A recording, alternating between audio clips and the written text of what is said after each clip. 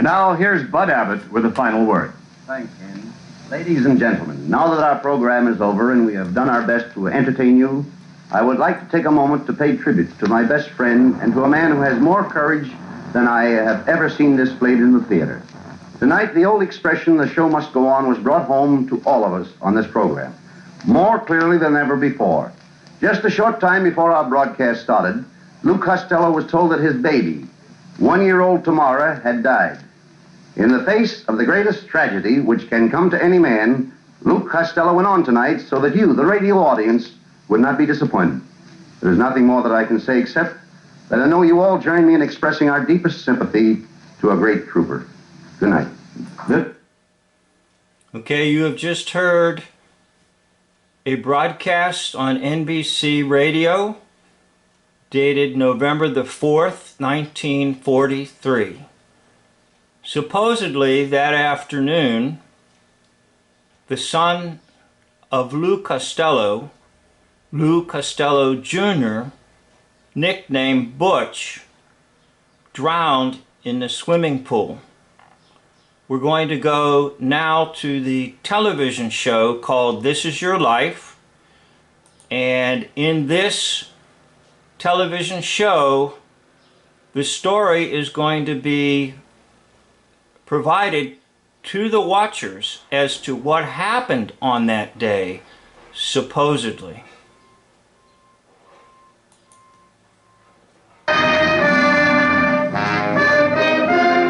That first long illness of yours, Lou, another lifelong dream comes true.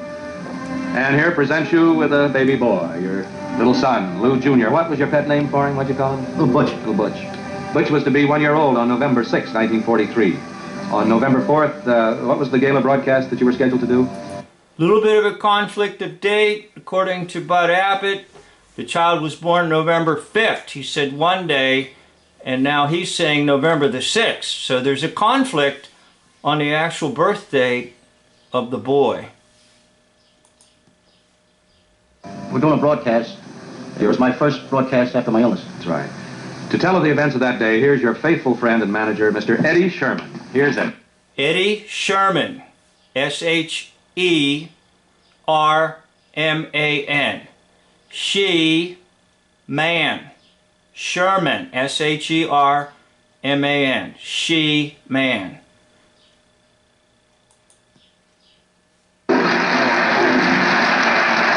Ralph, Lou was planning to use some funny sounds on the show that night so little Butch could hear him at home because he knew how much Butch loved him. And his wife, Mrs. Costello. Okay, supposedly Lou Costello said to his wife, "I really want little Butch to hear me on the radio tonight."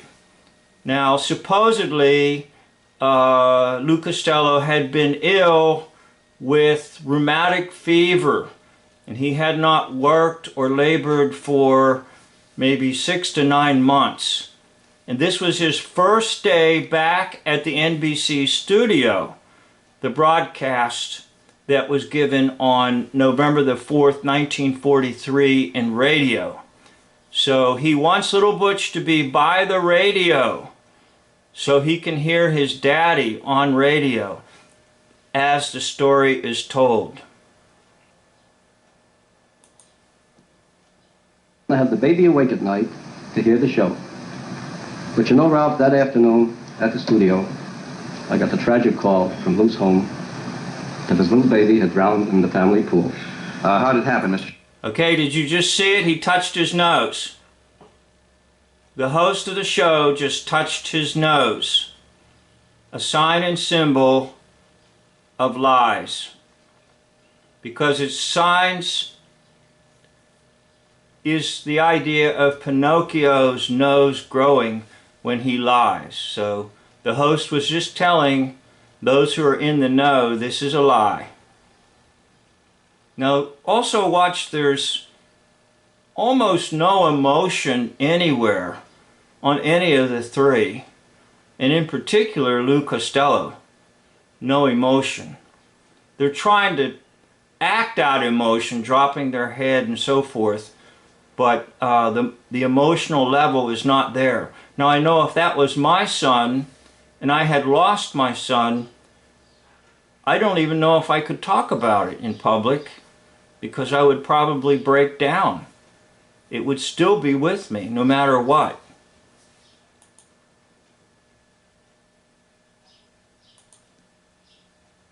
While Mrs. Costello had gone out shopping, the nurse had put little Butch in the playpen, but somehow he worked one of the Somehow he worked one of the slats loose. This is a child that's like 1 or 2 days short of being 1 year old. and climbed out by the pool and dropped in on the... He climbed out. It's possible the child might not actually be able to walk at this point. Every child is different as to when he or she can walk. But for the most part, children are crawling, climbing out, loosening a slat. This sounds pretty suspicious. And by the way, take a look at the background of the studio. There's a star there, a pentagram, and a pentagram. Everything's illuminated by pentagrams. You drive Lou home, and after he does all he can to console Mrs. Costello, Okay, this is sometime in the afternoon. He's due back at the studio. He's done all he can to console her.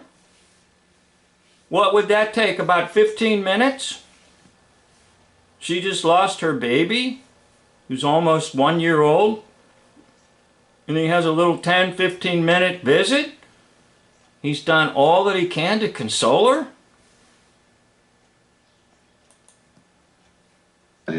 Eddie? Well, Lou was terribly heartbroken. This was a great tragedy to him. He thought the whole world tumbled from under him. But he said... Okay, I don't know about you, but when I'm terribly heartbroken, I'm no good for nothing, and I'm not going anywhere. That's just the way I am. I'm not sure about others, but if I had just lost my son, I would be in an absolute state of shock. And by the way, that's confirmed when there's death, no matter who it is, a state of shock occurs.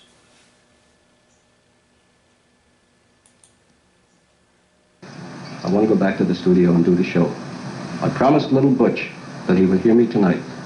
And wherever God has taken him, I know he will hear me, and I want to keep my promise. As great an example of love as any father could ever display. Thank you, Eddie Sherman. Okay, there's some strange things here. Supposedly, the child's in a playpen.